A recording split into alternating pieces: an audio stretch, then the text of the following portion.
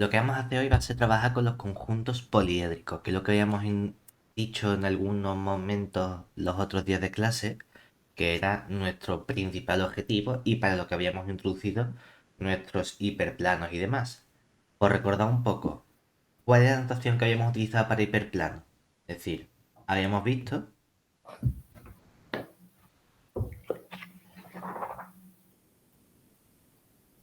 que un hiperplano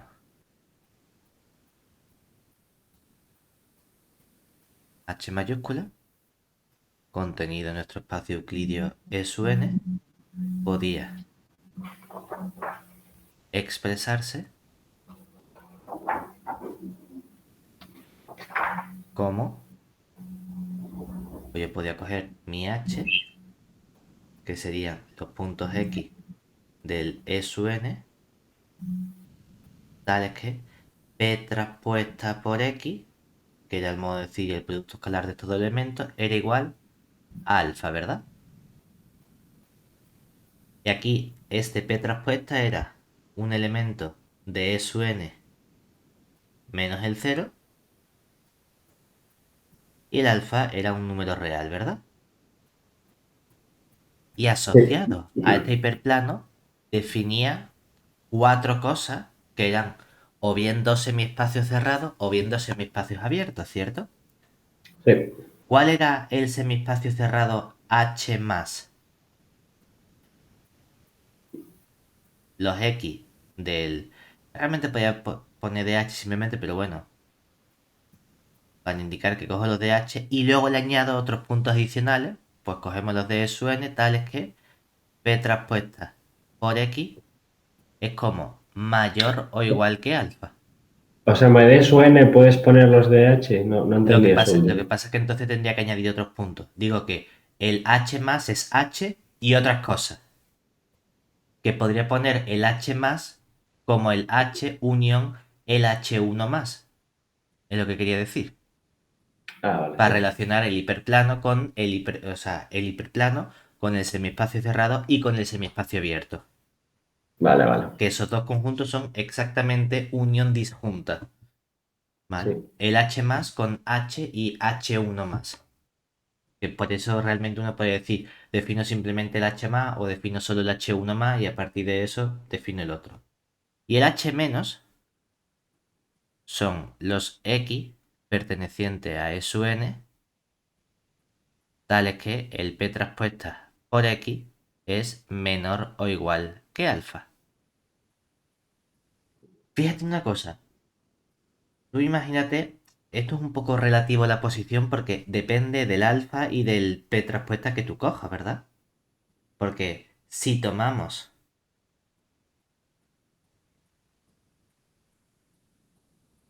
menos P traspuesta en lugar de P traspuesta, ¿qué hiperplano se obtiene? Ah, pues un hiperplano, vamos a llamarlo, por ejemplo, H tilde, que serían los X pertenecientes al E sub n, tales que el, ahora no vendría el P traspuesta, sino el menos P traspuesta, todo esto multiplicado por el X, es igual que el alfa, ¿verdad? Pero claro, de este modo, ¿quién sería el H más tilde?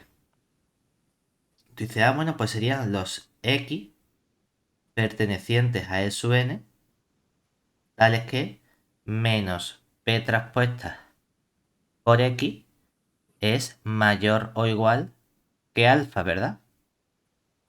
Y el H menos tilde sería el X perteneciente al E sub n, tal que menos P traspuesta X es menor o igual que alfa.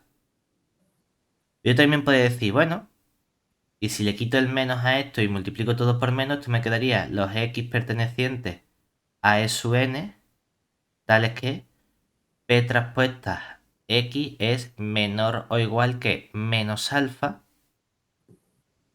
Y aquí tendría los X pertenecientes al E sub n, tales que el P traspuesta por X es mayor o igual que menos alfa. ¿Por qué hacemos esto? Porque en realidad, que tú trabajes con H más o trabajes con H menos, depende un poco de a qué llamas alfa o a qué llamas vector P, ¿cierto? Si yo Sí. tengo el H más, para este hiperplano, si le cambio el signo, se convierte en el H menos de otro hiperplano, ¿verdad? Es decir, si los Sí. hiperplanos dependiesen de parámetros y yo escribiese este hiperplano H como un H que depende del vector P que tú elijas y depende del alfa que tú elijas, este H tilde sería el H tilde del vector menos P y el numerito alfa. Y esto entonces lo escribiría como el H menos del P con el número real menos alfa.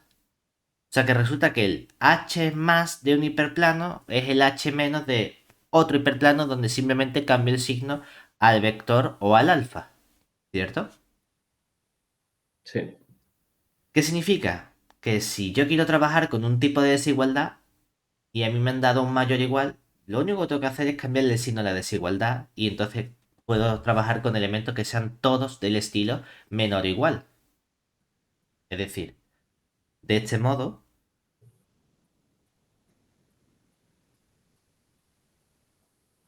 podemos trabajar por norma general con los semiespacios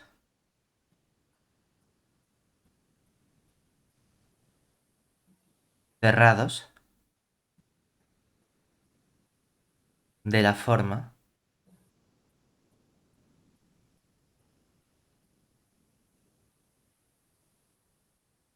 conjunto de X de E sub n, tales que el P traspuesta por el X sea menor o igual que un cierto alfa. Con los H menos de algo, ¿vale? No solo eso, sino que, ¿qué ocurre si tú coges dos puntos de aquí? Es decir, además, si tomamos x1 y x2 pertenecientes al conjunto de los x pertenecientes a E sub n, tal que el p traspuesta por x es menor o igual que alfa, de este semiespacio cerrado que sería h menos de alguien, ¿no? Y realizamos su combinación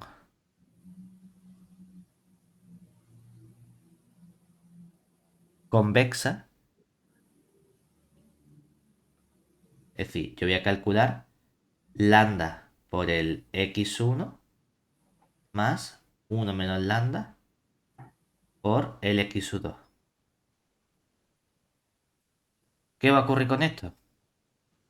Yo quiero ver si este elemento está también en este conjunto, ¿verdad? Para ver si ese elemento está en ese conjunto, ¿qué tengo que hacer? Multiplicarlo por p traspuesta y ver si eso es menor o igual que alfa, ¿cierto? Ah, pues coge esta combinación y vamos a multiplicarla por p traspuesta. Aquí nos quedaría simplemente que esto es lambda p traspuesta por x1 más 1 menos lambda p traspuesta por x2.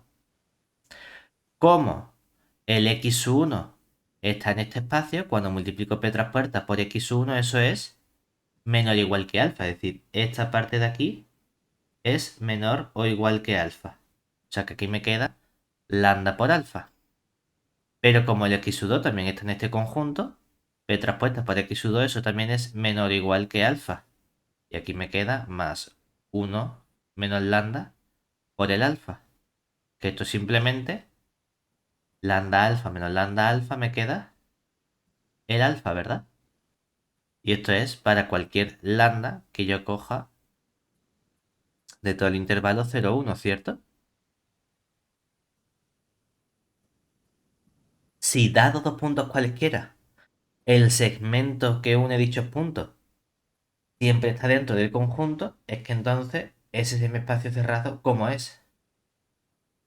Un Convexo. conjunto convexo. Es decir, luego el conjunto de los X pertenecientes a E sub n, tal que P traspuesta X es menor o igual que alfa, es convexo para cualquier vector P que yo coja de E sub n menos el 0 y para cualquier número real alfa.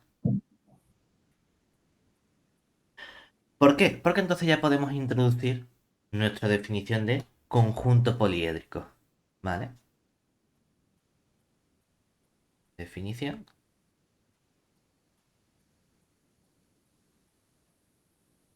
Un conjunto S contenido en E sub n se llama conjunto poliédrico o simplemente lo llamas un poliedro si S se expresa como intersección finita de semiespacios cerrados, pero con ese menor igual que hemos dicho nosotros de forma general. Es decir, si es la intersección desde i igual a 1 hasta, por ejemplo, m, de conjunto de la forma x perteneciente a E sub n, tales que p traspuesta su i por el x es menor o igual que alfa sub i. ¿Vale? Donde el p sub i es un vector o un elemento de E sub n menos el 0 y el alfa sub i es un número real para todo i que cojamos desde 1, 2 hasta m. ¿Vale?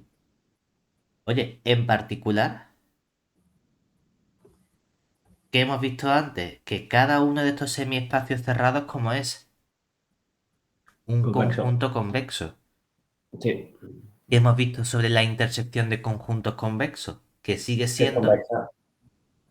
un conjunto Convexa. convexo. Eso es lo guay. Sí. Es decir, todo poliedro es un conjunto convexo.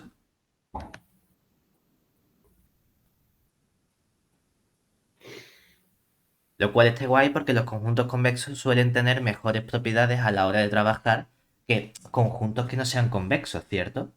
Por lo tanto, me interesa, si es posible, usar conjuntos convexos para obtener mejores propiedades.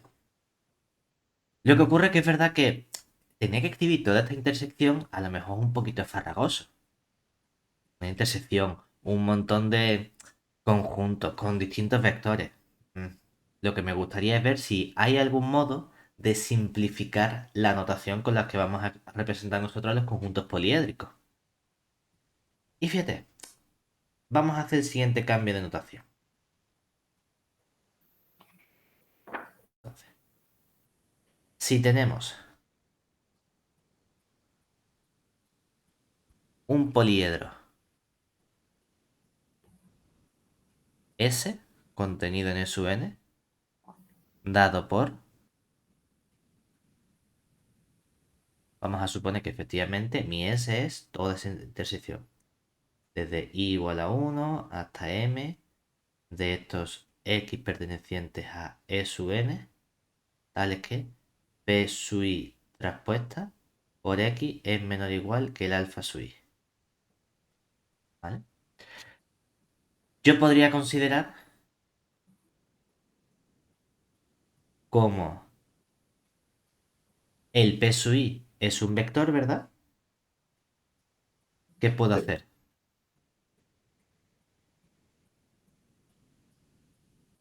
P sub i es un vector ¿de qué tipo? Un vector columna, ¿verdad? Sí. ¿Aquí qué estoy haciendo? Aquí en realidad tengo un montón de intersecciones, un montón de desigualdades, donde cada uno de estos vectores, ¿qué tipo de vector es? Columna. El P es un vector columna. Al transponerlo, Ah, fila, perdón. exactamente. Entonces, cuando yo escribo P sub 1 traspuesta, eso es un vector fila, ¿verdad? Yo podría describir debajo el P sub 2 traspuesta, ¿verdad? Ah, pues mira, ya tengo una matriz que tiene dos filas y cada elemento de aquí, ¿cuántas columnas tiene? Como cada P sub i es un elemento de E sub n menos el cero, de momento, ¿qué tengo? N columnas y dos filas, ¿verdad?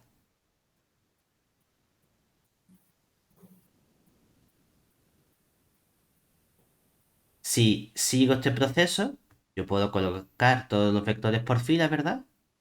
¿Cuántas filas he construido? M. Exactamente. O sea que tengo aquí entonces una matriz que tiene m filas y n columnas. Pues esta matriz la puedo llamar A, simplemente. El alfa sub i, hay un alfa sub i por cada fila, ¿verdad? Sí. Yo podría llamar B, por ejemplo, al vector alfa 1, alfa 2, hasta alfa m, también nuestro vector columna. Y entonces, el conjunto S se podría escribir simplemente como aquellos X pertenecientes a E sub n, tales que se verifiquen todas estas desigualdades, significa que A por X sea menor o igual que B, ¿cierto?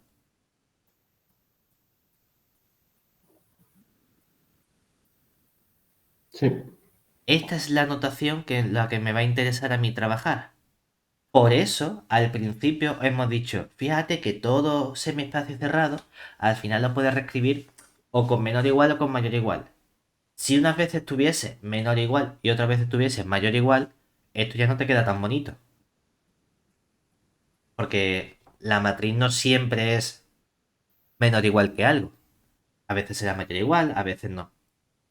Y digo, voy a centrarme en los que sean menor igual, como podríamos haber dicho los que sean mayor igual, pues bueno, de este modo veo que tengo una reescritura mucho más compacta de lo que es un poliedro. Además, si te fijas, esto empieza a parecerse un poco a lo que habíamos introducido nosotros en nuestros problemas de optimización matemática, ¿verdad? Sí. Es cierto que, joder, justo cuando hemos estudiado el problema de optimización matemática, hemos visto dos tipos de restricciones. Las restricciones de desigualdad y las restricciones de igualdad. Estas son de desigualdad, pero cuando introdujimos las restricciones de desigualdad, ahí hemos cogido menor igual o mayor igual. Ahora no lo recuerdo. Justo un mayor igual, que es lo contrario de lo que aparece aquí. Uno dice, joder, y en la forma canónica resulta que metemos el mayor igual y aquí me lo reescriben con el menor igual. Porque más adelante que hemos dicho que cuál es el tipo de representación que me interesa en realidad, lo que llamamos la forma estándar. Me va a interesar trabajar con estos recintos donde lo que aparece aquí en realidad es un igual.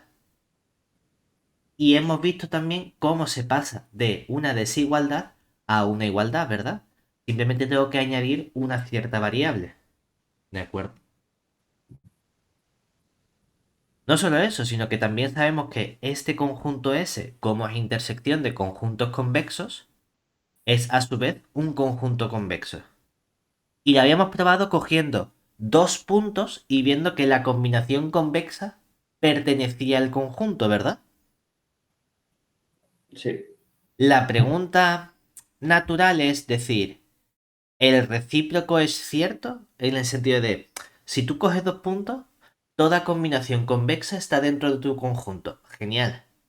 ¿Eso significa que todo punto es siempre combinación convexa de otros?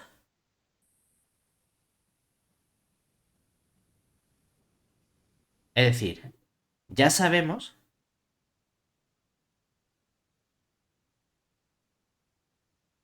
que ese poliedro es un conjunto convexo. Pero todo punto de S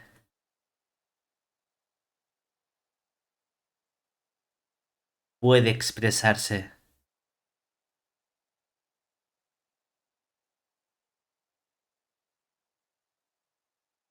como combinación convexa de puntos de S.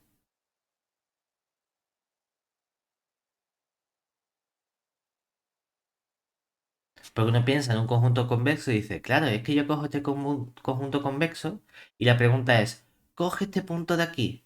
¿Ese punto se puede expresar como combinación convexa? Ah, sí, por ejemplo, coges este y coges este, ¿verdad? Y ahí en medio está. No, es que lo has cogido muy fácil. Coge, yo qué sé, este punto de aquí. Ah, bueno, pues no pasa nada. Coges, por ejemplo, este punto y este del borde. Y ahí está, ¿verdad? Si el conjunto es de un modo distinto, ya sea esto, es decir, ¿cómo expresarías, por ejemplo, este punto de aquí del borde como combinación convexa de dos puntos de dentro? O del conjunto, ¿verdad? ¿Puedes hacerlo con este punto del borde? Bueno, yo diría que no. Claro, entonces la única opción posible, ¿cuál es? Pues está en el interior. Es decir, o que tú coges el propio punto y el propio punto, ¿verdad? Coges dos veces el mismo punto. Ya, bueno, claro, eso es trivial, ¿no? La pregunta es, ¿puedes cogerlo de modo que no sea ninguno de los dos extremos? Pues ya no soy capaz. Pues esos puntos van a tener un nombre especial. Nosotros, por ejemplo, mis regiones no van a tener este aspecto. No van a haber curvitas, porque van a ser intersecciones de hiperplanos. Van a ser intersecciones de rectas. Digo rectas porque estoy pensando en R2. Si fuese en R3 sería planos, etcétera, ¿vale? Y lo que vamos a trabajar es con la región que a lo mejor encierra por aquí, etcétera. ¿Cuáles van a ser esos puntos especiales en este tipo de representación? Este vértice de aquí no lo puedes expresar como combinación convexa, ¿verdad? Salvo que coja el mismo punto las dos veces. O este punto de aquí, o este punto de aquí, o este punto de aquí, ¿verdad? Si yo cojo un punto de dentro o del borde, sí que lo puedes expresar como combinación convexa, ¿cierto? Pero entonces estos puntitos parece que van a tener un comportamiento especial. Que a lo mejor yo estoy acostumbrado a llamar a estos puntos vértices. Y en otros sitios los podemos llamar extremos del polígono o de lo que sea. Ese nombre de extremo es el que vamos a utilizar nosotros ahora en esta asignatura. Es decir, definición, vamos a poner el nombre a esos puntos que tienen ese comportamiento especial. Que pese a estar en mi conjunto convexo, no son combinación convexa de puntos de dentro. Es decir, sea S contenido en SUN un conjunto convexo no vacío. Entonces, un punto X perteneciente a S se llama punto extremo de S Sí. Imagínate que tú eres capaz de expresar el x como una combinación convexa, lambda x1 más 1 menos lambda x2 de dos puntos x1 y x2 de S, pero de modo que no coges los dos puntos extremos, que no coges ni el x1 ni el x2. Es decir, que el lambda toma valores mayores que 0 y menores que 1, ¿vale? Porque cuando lambda vale 0 tienes el punto x2 y cuando lambda vale 1 tienes el punto x1. ¿De acuerdo? Entonces, el único modo posible de conseguir eso es que el punto sea el mismo. Es decir, que el x sea el x1 y este sea el x2. Que haya escogido dos veces el mismo punto. ¿De acuerdo? Pero ¿y por qué no coges el 0,1 con la premisa de que sean todos iguales? También se cumple, ¿no? ¿Cómo, cómo? Me refiero, si coges también el 0,1 cerrado Sí. y, o sea, No, porque entonces también se a lo cumpliría. mejor el x1 puede ser distinto. Si solo es el x2 igual,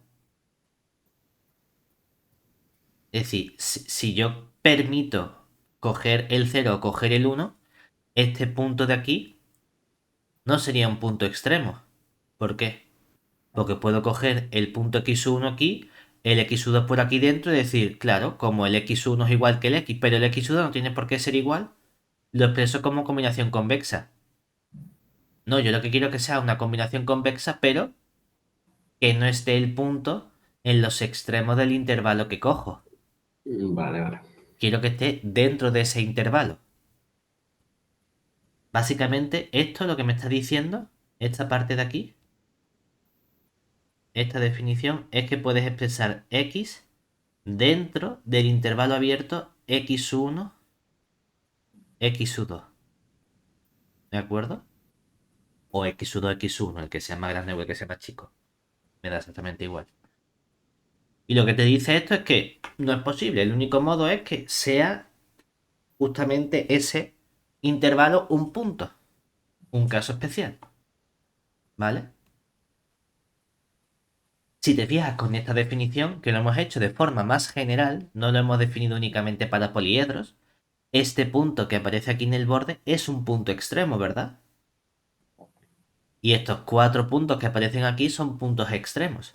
Aunque el concepto de punto extremo lo puedo definir para cualquier tipo de conjunto convexo, en la práctica nosotros solo vamos a estar trabajando con conjuntos poliédricos, con lo que tenemos aquí a la derecha. Entonces, intuitivamente, ese concepto de punto extremo se corresponde con los vértices de mi polígono, etcétera, con el que estamos trabajando. Y es ¿Vale? la intersección de los hiperplanos, además, ¿no? Exactamente, simplemente con donde se cortan los hiperplanos. 2 a 2. ¿Vale? En particular, fíjate que, ¿qué ocurre con un punto extremo? Que todo punto extremo, lo que estamos diciendo es que no se puede expresar como combinación convexa de puntos de S, ¿verdad? Exacto.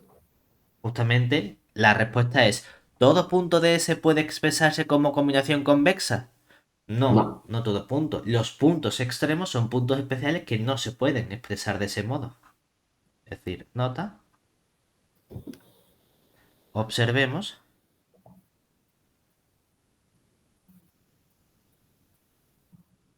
que los puntos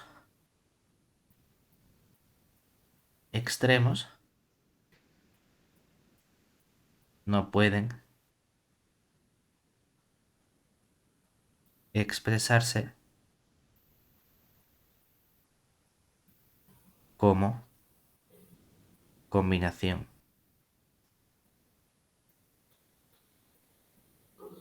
convexa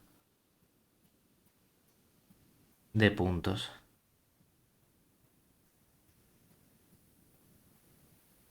de S, de nuestro conjunto convexo, ¿vale? Que es el caso especial que tenemos de nuestros puntos. Ahora, igual que tenemos nuestro concepto de punto extremo, vamos a ver qué ocurre con los vectores, con lo que llamaremos direcciones de nuestro conjunto, ¿vale? Y vamos a tener dos tipos de direcciones también. Simplemente, por un lado, el concepto de dirección y por otro lado, el concepto de dirección extrema. Definición.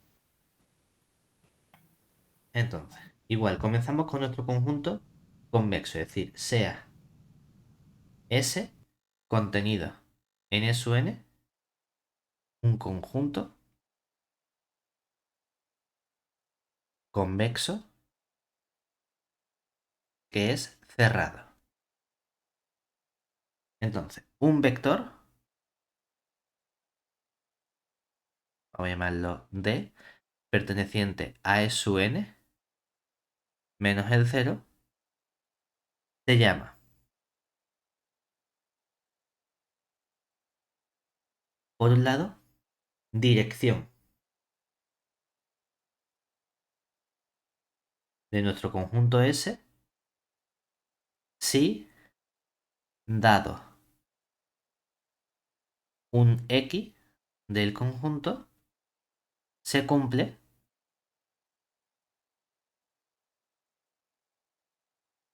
que el X más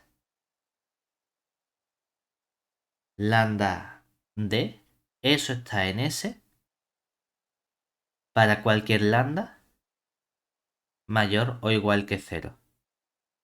¿De acuerdo?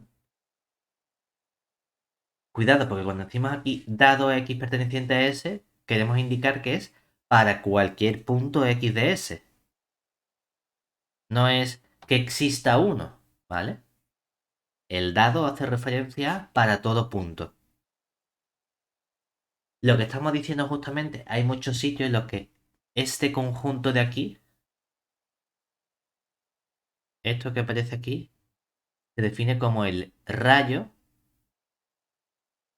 de origen X.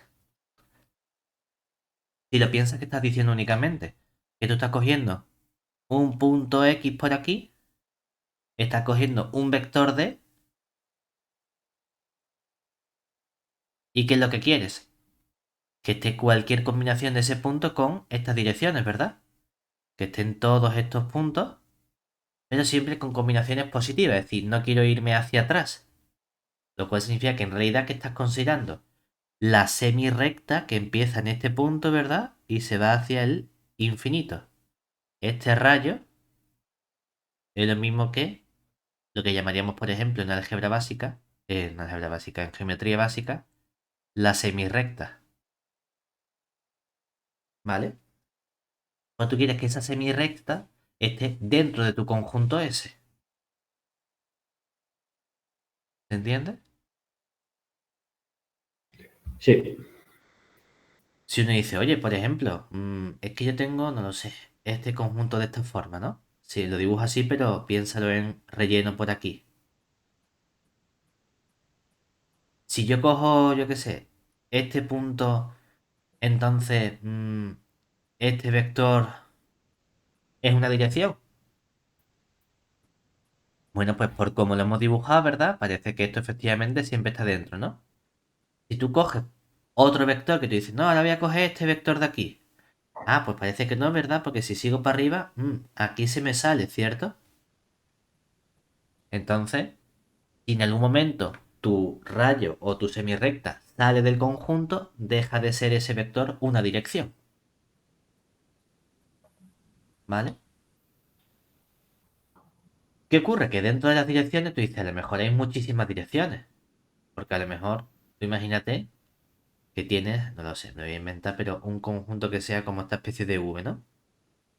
Dice, mira, mientras no cojas un vector que esté más inclinado que esto, pero este te vale como dirección, y este te vale como dirección, y este te vale como dirección, y este te vale como dirección, ¿verdad? Porque todos esos no se van a salir de tu conjunto. Pero si tú estás trabajando, por ejemplo, en el plano, aquí, ¿cuántos vectores hay? Cuatro vectores, ¿verdad? Obviamente, de un conjunto de cuatro vectores, por poner un ejemplo, va a haber vectores que son linealmente dependientes. Sí, Tú claro. dices, hombre, a lo mejor, si yo simplemente cojo un vector que sea paralelo a este borde y otro que sea paralelo a este borde, cualquier otro vector de dentro, por así decirlo, se puede expresar como combinación lineal de estos vectores. Entonces, las direcciones de los bordes son como un poquito más especiales porque me permiten conseguir cualquier otra dirección como combinación lineal. Dice, bueno, a lo mejor no simplemente tiene que ser la de los bordes, sino de simplemente decir, si yo tengo vectores que me permiten obtener cualquier otra dirección como combinación lineal, es una especie de base de tus direcciones, ¿verdad? Esa especie Sí. de base es lo que va a recibir aquí el nombre de dirección extrema, ¿vale? Es como la parte linealmente independiente que me genera cualquier otra dirección. Es decir, diremos que ese vector es una dirección extrema de S si además, y con además decimos además de ser una dirección, además de no puede escribirse como combinación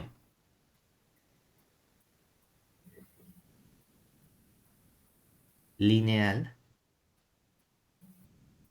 positiva. ¿Y por qué el matiz de positiva? Ahora vamos a ver, para que veas. Porque si tú dices en R2, ¿verdad? Si yo cojo este vector, yo puedo pensarlo como combinación lineal de este con este, si este es negativo apunta hacia abajo, ¿verdad?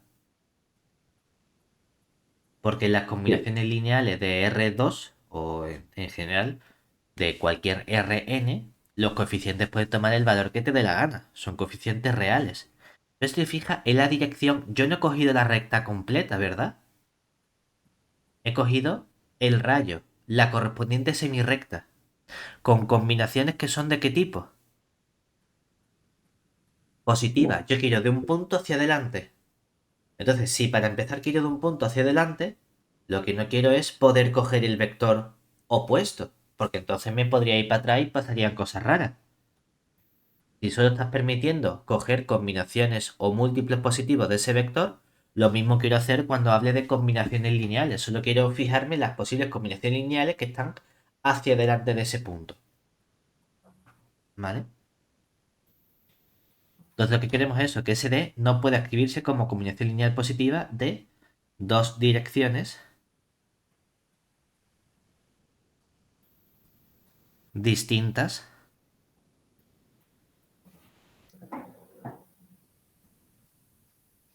de S. Esto lo ponemos ¿por qué? Porque si uno se fija, nota, observemos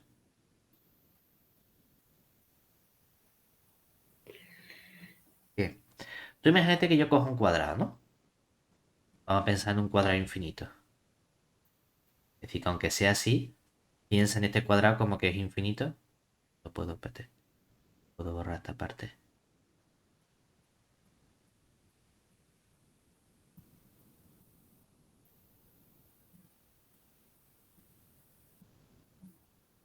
Es decir, todo este conjunto relleno, ¿vale? Que es infinito para arriba, etcétera, ¿no? Que tú dices, este es mi conjunto S. Coge este vector, así vertical, me lo voy a inventar. Vamos a llamar a este vector D. Y este vector D va a ser el vector, por ejemplo, el 0, 1. Y vamos a coger ahora este vector de gorrito, que es el 1, 0. Y vamos a coger otro vector, por ejemplo, este de aquí de la diagonal. Vamos a llamar a este vector de tilde, que sea el 1, 1. ¿Hasta ahí bien? Sí. En cuanto a combinaciones lineales, obviamente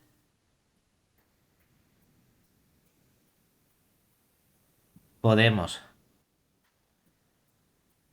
expresar el vector D como, ¿qué tengo que hacer? Al vector D tilde, o vamos a poner aquí para que quede más claro, a 1 por el vector D tilde, le sumo menos 1 por el vector D gorrito. Y eso me da nuestro vector D, ¿verdad? Es decir, el D es, al verde, le resto el morado. Y esto es una combinación lineal, ¿verdad?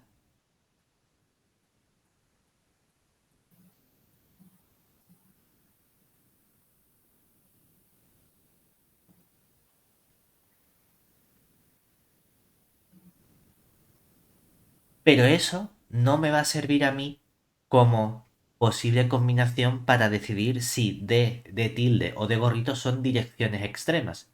Obviamente, los tres vectores son direcciones, ¿verdad? Tanto D tilde, D gorrito son direcciones de S. Pero resulta que el D tilde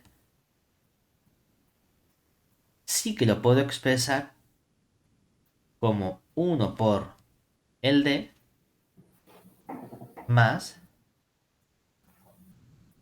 1 por el D gorrito. Y estos elementos son como mayores que cero. Entonces, el D tilde es una combinación lineal positiva de direcciones del conjunto S, ¿verdad? Por lo tanto, puedo afirmar que el D tilde no es una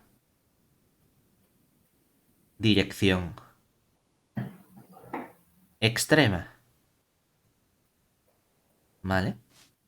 Mientras que aquí, ¿cuál ha sido el único modo de conseguir el vector D como combinación lineal de direcciones de S? Cuando en esa combinación lineal, los elementos como son No uno todo es positivo y positivo. el otro tiene que ser negativo, ¿verdad? Exacto. Entonces, es cierto que aquí matemáticamente no está completo porque has hecho una combinación y resulta que con una combinación te ha salido.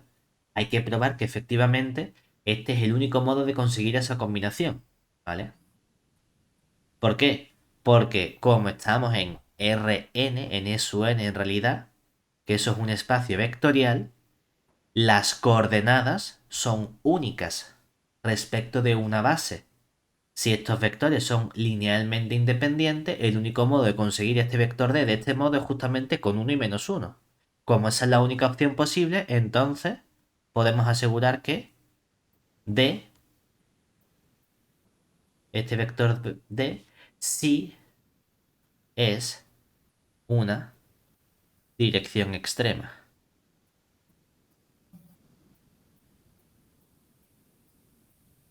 de nuestro conjunto S, ¿no? ¿Entiendes? Sí, ¿Cuál es el objetivo? Ya tenemos introducido dos conceptos, el concepto de punto extremo y el de direcciones extremas, ¿verdad?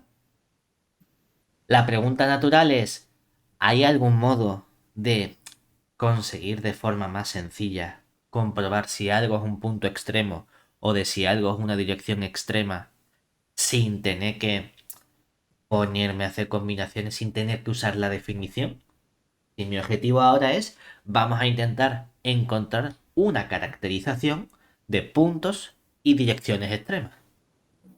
Bueno, pues vamos a comenzar con la caracterización de punto extremo. teorema.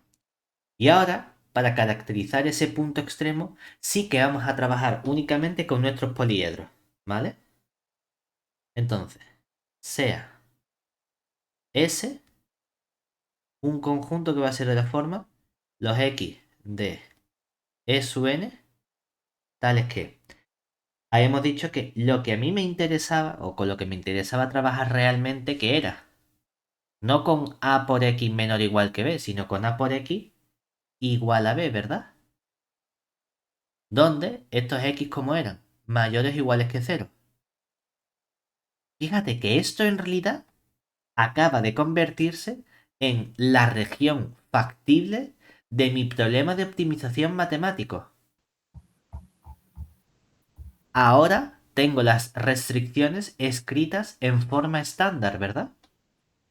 Un conjunto de igualdades donde quiero que todas mis variables sean mayores o iguales que cero. Genial. ¿Y por qué no hace falta que trabajemos con el menor o igual? Porque ya hemos visto que para que algo sea un punto extremo,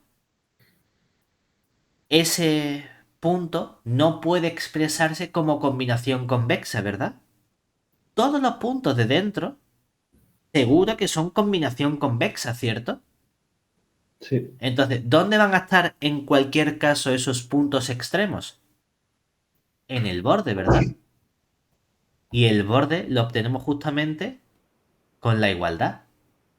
Bueno, pues vamos a imponer entonces que eso sea directamente igual. ¿Para qué voy a estudiar el menor igual si dentro del menor no va a haber punto extremo, ¿verdad? Donde esta matriz A va a ser una matriz que tiene, hemos dicho, utiliza la misma notación, m filas, ¿verdad? N columnas, todos son números reales, y el vector B es un vector de E sub m, ¿vale? Entonces, un punto X de S es un punto extremo si y solo si ocurre lo siguiente. Si resulta que esta matriz A puede descomponerse, descomponerse como una matriz A de la forma B por columnas a una matriz N, siendo B una matriz M por M con coeficientes en R, N una matriz que tiene también M filas, pero ¿cuántas columnas tiene? Si en total había N y esta tiene M, tiene N menos M. Fíjate que aquí va implícita una cosa. Normalmente decíamos, no tiene que haber una relación entre la M y la N, ¿verdad? Para que exista esta descomposición, ¿qué relación tiene que haber entre M y N? Que la N tiene que ser mayor o igual que la M, ¿verdad? Tiene que haber más variables que restricciones. Tiene que haber más columnas que filas. Y no, no puedo conseguir esta matriz cuadrada. ¿Vale? ¿Estáis bien? sí, Y lo que impongo es que yo puedo expresar ese punto X como el X lo estoy cogiendo de S, que es algo de su n, o sea que es algo por columna, ¿verdad? Pues algo de la forma X sub B, X sub N, donde ¿quién va a ser el X sub B? Pues la parte de X sub B resulta que se puede escribir como B a la menos 1 por B. ¿Y cuánto va a valer la parte de x sub n? La parte x sub n va a ser 0, ¿de acuerdo? Fíjate que aquí se está indicando también de forma implícita un comportamiento sobre la b, para que tú puedas calcular b a la menos 1 cómo tiene que ser esta b. Invertible. Exactamente, eso va implícito. Hay gente que lo pone, es decir, que dice siendo b matriz invertible tal que, y hay gente que simplemente dice, de modo que el x, la parte de la b es b a la menos 1 por b. Ah, entonces la b tiene que ser invertible, porque si no, no es invertible. Pero además, ¿cómo tenía que ser este x? Siempre. Positivo. Entonces, hay que exigir justamente que ese b a la menos 1 por b como sea también mayor o igual Mayor que que cero, cero. ¿verdad? ¿De acuerdo? Como consecuencia, lo que sabemos seguro es que la cantidad de puntos extremos que puede tener mi conjunto S es siempre una cantidad finita, es decir, el número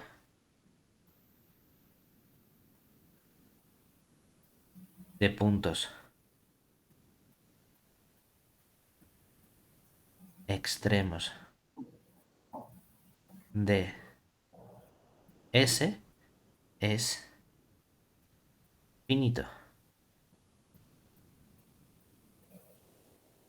Porque tengo una cantidad finita de soluciones de un sistema lineal, ¿verdad?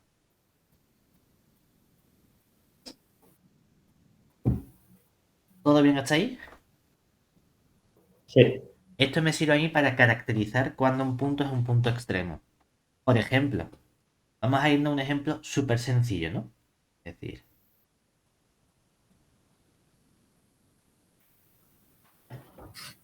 consideremos,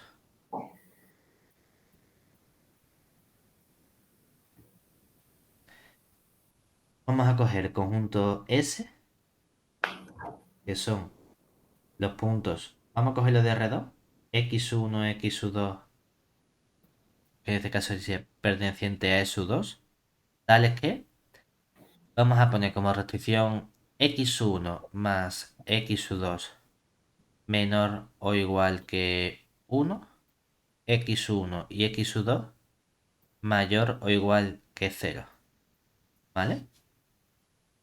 Es que esto no está escrito en forma... Quita el 1, a ponerlo igual, ¿no? Esto no está escrito en forma estándar, ¿verdad? Hemos dicho que lo queremos escribir como la matriz. Ah, bueno, no pasa nada, porque esto en realidad lo puedo escribir como los x, que son x1, x2, de e2, tales que el x1, si quiero se forma esto, tenía que ser traspuesto, traspuesto, ¿no? Porque son siempre elementos columna. ¿Por cuánto tengo que multiplicar el x1, x2, que es mi x, para que me dé 1 con x1 y x2 mayor o igual que 0? Tengo que multiplicar aquí por 1, 1, ¿verdad? ¿Cierto? Entonces, sí. esta matriz que aparece aquí sería mi matriz A. Y este vector columna, que es simplemente un elemento, sería mi vector B. Geométricamente,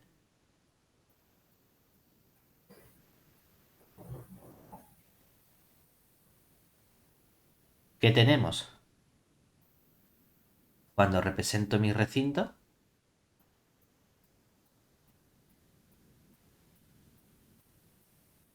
pone aquí el x2, 0, x1. La restricción es x1 más x2 igual a 1, ¿verdad? Que sería la recta que pasa por el 0, 1 y el 1, 0, que sería esta recta de aquí, ¿verdad? Este conjunto sería x1 más x2 igual a 1, ¿cierto? Obviamente tú piensas cuáles son los puntos extremos de este conjunto. Sí, el uno Este cero y cero uno. vértice, que sería el punto 0, 1, y este vértice, que sería el punto 1, 0. Y con la caracterización, es decir, es que para eso tendría que ver que no puedo expresar este punto como combinación convexa. Vale, voy a ver si puedo descomponer mi matriz A de algún modo para obtener esta información, ¿cierto? Entonces, ahora sería, por ejemplo, vamos a elegir, yo qué sé, el punto de abajo. Es decir, aquí veamos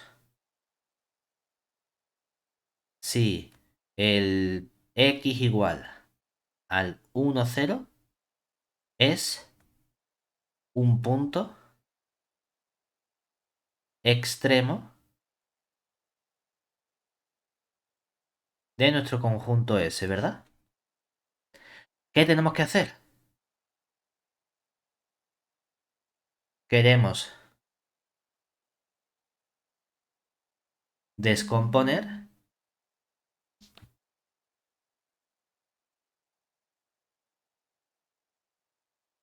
la matriz A en una parte B y una parte N, ¿verdad? De modo que uno dice, lo importante que es que la componente X sub B tiene que ser B a la menos 1 por el vector B, ¿verdad? Y la componente X sub N tiene que ser, ¿cuánto? Cero. 0, ¿cierto? Sí. Podría coger, por ejemplo, como parte B la 1 y parte N la 1.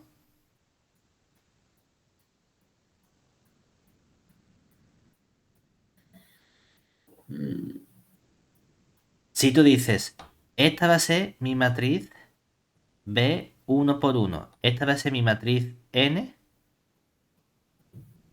que era formada por el 1 también, ¿verdad?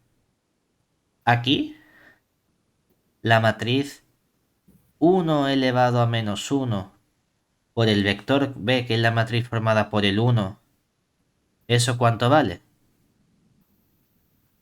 Uno. 1, que es como mayor o igual que 0, ¿verdad? Sí. Y la componente X sub N de mi vector vale 0. Sí. He Pero ¿y por qué conseguido... sé que esa es la X sub n? ¿Eh? Porque sé que... ¿A qué llamo yo exactamente X sub n, me refiero?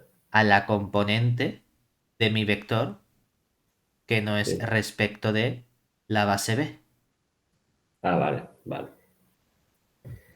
Realmente, aquí, si uno quiere trabajar con esto, antes de tomar esta como n, ¿qué tendríamos que hacer? Lo que hacemos aquí sería simplemente una combinación de nuestras columnas para decir, si a la columna 2 le resto la columna 1, ¿qué obtendríamos? La 1 Cero. rayita 0, ¿verdad? Esto sí es lo que yo voy a tomar aquí como B, y esto es lo que voy a tomar como n, ¿vale? Porque así obtengo que cuando multiplico el x por el b y el x por el n, 0 por lo que sea, me da 0. Lo importante es que si he conseguido descomponer mi matriz A como parte b y parte n, entonces ¿qué tenemos? Que ese punto 1, 0 es efectivamente un punto extremo, ¿verdad? Es Sí. decir, de aquí deducimos que el x igual al 1, 0 es un punto extremo de nuestro conjunto S. Que a lo mejor te parece muy raro porque como hemos cogido una matriz muy chica, por así decirlo, pues como que quedan cosas, un número en realidad, ¿no? Pero que lo único que estamos haciendo aquí es calcular las coordenadas de estos elementos y ver que efectivamente nos quedan las correspondientes componentes que tenemos aquí, ¿vale? Una vez que tenemos esa caracterización de punto extremo, ¿cuál es el siguiente punto que me interesa? Caracterizar no los puntos extremos, sino las direcciones extremas, ¿verdad? Ahora bien, en este conjunto que tenemos hemos encontrado, por ejemplo, dos puntos extremos, ¿verdad? Este de aquí y este de aquí. En general, si tú tienes un conjunto S de esta forma, ¿siempre va a haber puntos extremos o puede haber situaciones en las que no haya puntos extremos? ¿Qué piensas? Hombre, podría haber, bueno, no, por lo menos un mínimo tendrá que haber. Por lo menos, de algún modo la pregunta es, si no se cortasen, Es que no sería el conjunto como tal, poliedro. exactamente. Entonces, siempre tengo que tener mínimo algún punto extremo, es decir, sea S un conjunto de la forma los X pertenecientes a E sub n, tales que A por X es igual a B con X mayor o igual que cero. Que sea un conjunto obviamente distinto del vacío, es decir, que haya puntos. Entonces, S tiene al menos un punto extremo.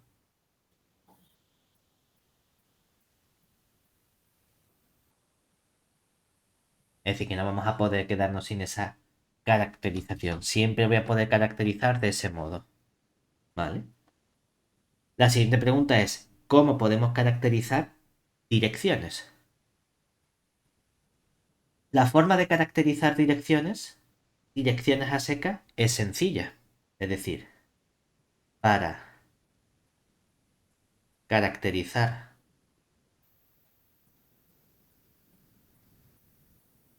direcciones de S tenemos lo siguiente. Proposición.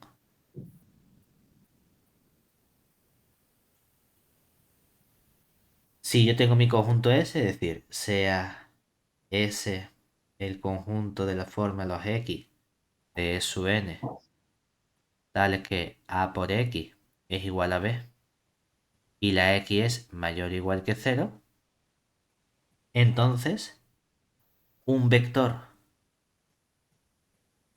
de no nulo, es decir, de E sub n, pero que no sea el cero, es una dirección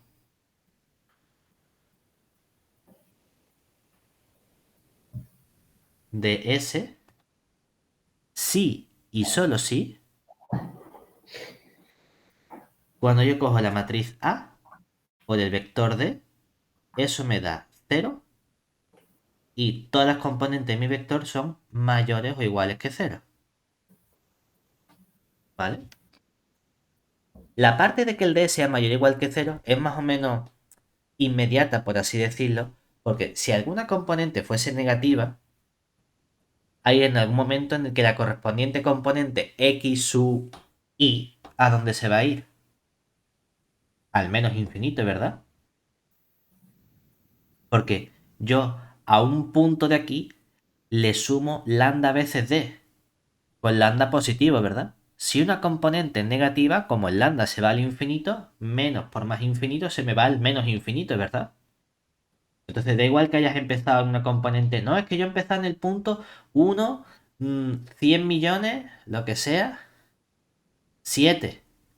Vale, como tú a esto le sumes lambda por el vector 1 menos 0,000003, en algún momento va a haber un lambda suficientemente grande que va a hacer que esto con esta parte sea negativa. Y entonces se te va a incumplir la condición de que el x sea mayor o igual que 0, ¿verdad? Por eso la Sí, parte natural de que d sea mayor o igual que 0 es trivial, por así decirlo. ¿Vale? Y lo que hacemos únicamente resolver un sistema de ecuaciones homogéneo, ¿verdad? Sí que si te fijas, las direcciones de un conjunto son simplemente resolver el sistema de ecuaciones homogéneo. ¿Entiendes? sí. ¿Está ahí bien? Lo que se me va a complicar un poquito es la representación o la caracterización de direcciones extremas. Entonces, vamos a poner aquí ese resultado. A ver cómo podemos caracterizar direcciones extremas. Entonces, sea S, nuestro conjunto que son los X pertenecientes a E sub n, tales que A por X es igual a B y el X es mayor o igual que 0. Entonces, dado, o bueno, un vector D que yo coja de E sub n menos el 0 es una dirección extrema de S si y solo si A puede descomponerse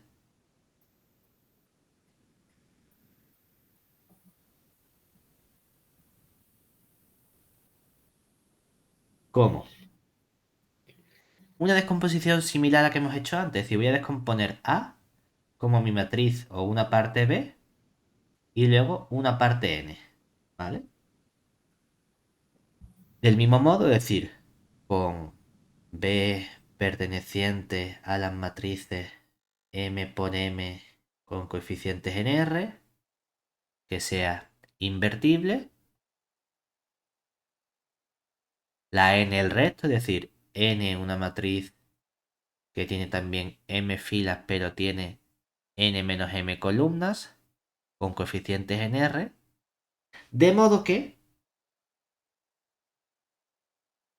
tal que, existe un cierto A sub J perteneciente a N, que es una columna.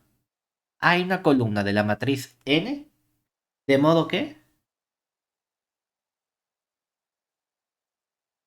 se cumple que cuando multiplico, o bueno, o que puedo expresar mi vector D como menos B a la menos 1 por el A sub J, y el resto es un vector E sub J.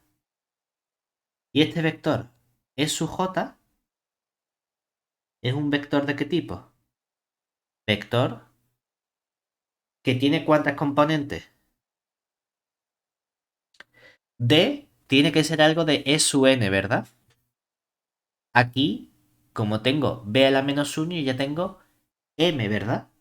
O sea que al total n le quito m y me quedan n menos m, ¿verdad? Sí, Y ahora, este vector E sub j es el vector canónico de n menos m componentes. Es decir, que todos son ceros menos en la posición jésima que hay. Un 1, ¿verdad? claro. Ujú. Si te fijas, hay una condición implícita aquí. El vector d, para que fuese dirección, ¿qué tenía que cumplir? Que d como tenía que ser.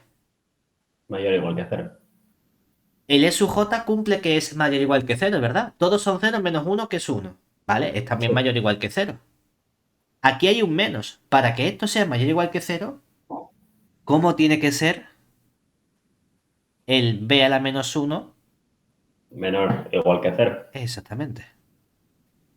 Esa es la condición que impone este teorema además. ¿Vale? En particular, ocurre lo mismo que ocurría con el caso de los puntos extremos. Y es que hay una cantidad finita de puntos extremos. Del mismo modo, como consecuencia de este resultado,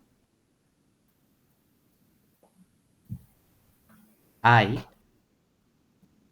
una cantidad Finita. finita de direcciones extremas. Cuidado con una cosa, y es que hemos visto que todo conjunto tiene siempre puntos extremos, ¿verdad? No todo Sí. conjunto tiene por qué tener direcciones o direcciones extremas. Es decir, en cantidad finita entra la posibilidad de que haya cero.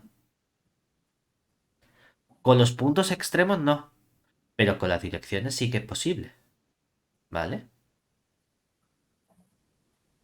Vale. De hecho, vamos a poner aquí como nota,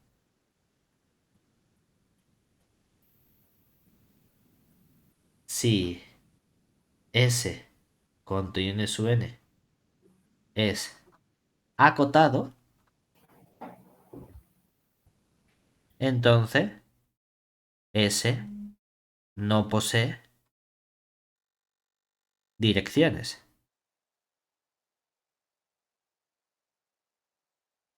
Y por lo tanto no tiene direcciones extremas, ¿verdad? El hecho de que el rayo tenga que estar en tu conjunto te está implicando que tu conjunto tiene que ser no acotado. Porque tiene Claro. que haber una cantidad infinita de puntos hacia arriba, o bueno, hacia arriba o en la dirección correspondiente, ¿verdad? Si el conjunto es acotado, en algún momento alguna componente se va a hacer más grande que tu restricción. Y no va a poder estar el rayo en tu conjunto, Claro. ¿cierto? Sí. Lo guay es que con esto, ¿por qué estudiamos entonces las direcciones extremas y estudiamos los puntos extremos? Porque vamos a ser capaces de representar cualquier poliedro utilizando únicamente puntos extremos y direcciones extremas, que es el teorema de representación o teorema de Karaciodori que vamos a ver ahora. Teorema de representación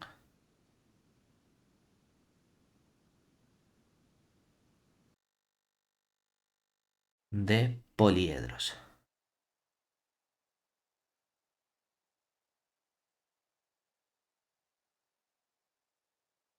¿Qué nos dice este teorema? Pues mira, sea S nuestro conjunto de puntos X perteneciente al E sub n, tales que A por X es igual a B con,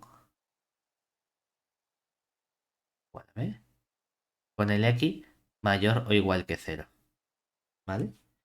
Que sería un poliedro. Bueno, realmente, si quiero un poliedro tenía que poner menos igual que B. Un poliedro no vacío con esa matriz A, que va a ser una matriz M por N con coeficientes en R. Y vamos a pedirle que el rango de nuestra matriz sea M. ¿Por qué pedimos que sea M? Porque si te fijas, tú querías descomponer luego tu matriz A en B con N, ¿verdad? Y querías que la B fuese invertible, ¿verdad? Por eso quiero pedirle justamente el rango igual a M para decir existe esa matriz. Vamos a llamar, como hemos hecho antes, x1, x2, hasta no sé cuántos puntos extremos hay. Supongamos que hay x sub k perteneciente a S, puntos extremos Y vamos a llamar, tampoco sé cuántas direcciones hay, vamos a suponer que hay de su 1 hasta de su L pertenecientes al E su n menos el cero, pero que sean direcciones extremas de S. ¿Vale? Entonces, un X pertenece a S. Bueno, vamos a ponerlo mejor. Vamos a poner, dado un punto cualquiera, dado un X de E su n, se tiene que Sx está dentro de nuestro poliedro S si y solo si yo puedo expresar mi X como una combinación de puntos extremos y direcciones extremas. Es decir, como una combinación suma desde j igual a 1 hasta k de unos coeficientes lambda sub j, x sub j, epa, sub j, más una combinación de las direcciones, que va a ser, pues, el libro pone también j, a mí no me gusta j. Vamos a hacer una cosa, vamos a ponerle aquí esto una i a los puntos extremos desde i igual a 1 lambda sub i x sub i y a las direcciones de j igual a 1 hasta l de unos mu sub j t sub j, ¿de acuerdo? ¿Dónde? ¿Qué le pedimos?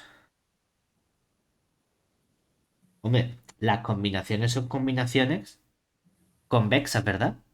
Entonces quiero que la suma desde i igual a 1 hasta acá de los lambda sub i, ¿cuánto tiene que sumarme?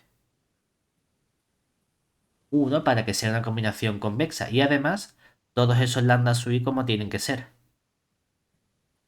Mayores o iguales que 0 para todo i desde 1, 2 hasta k, ¿verdad?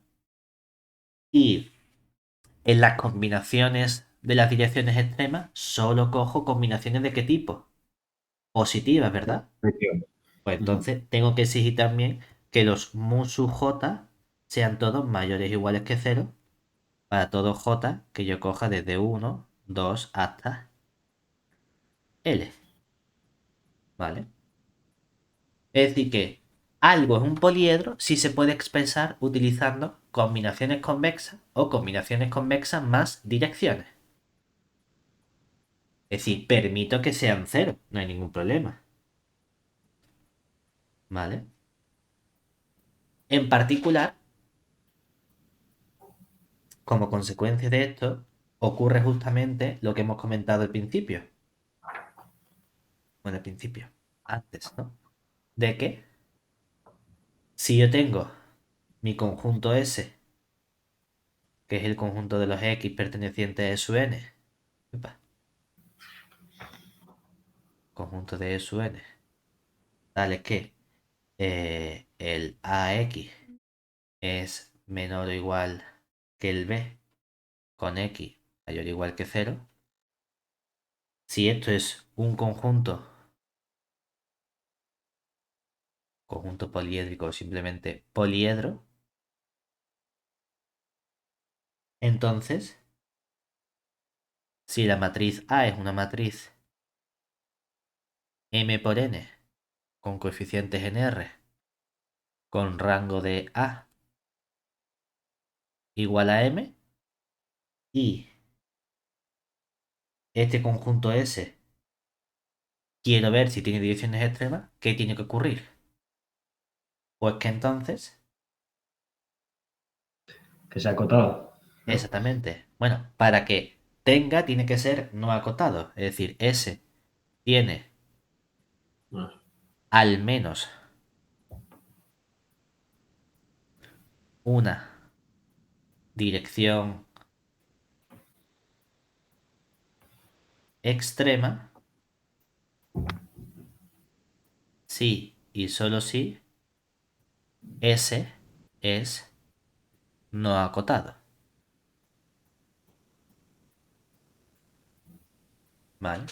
Porque justamente si todo punto es combinación de puntos y direcciones extremas, para poder hacer una combinación positiva de estos elementos, ¿qué tiene que ocurrir? Que haya siempre un punto que lo verifique. Si hay un punto que no lo verifica, es que entonces estos múltiplos, la única opción posible es que cuánto tienen que valer siempre los mu sub j. Cero, ¿verdad? Claro, Y sí. si siempre vale cero, es que en realidad no tenemos direcciones extremas. ¿De acuerdo? Lo importante es que ya sabemos cómo representar poliedros, que van a ser los conjuntos importantes de restricciones con los que vamos a trabajar. Hemos visto esa descomposición en esa matriz B y N, que va a jugar más adelante un papel fundamental a la hora de definir el concepto del método del simplex para resolver nuestro problema de programación lineal.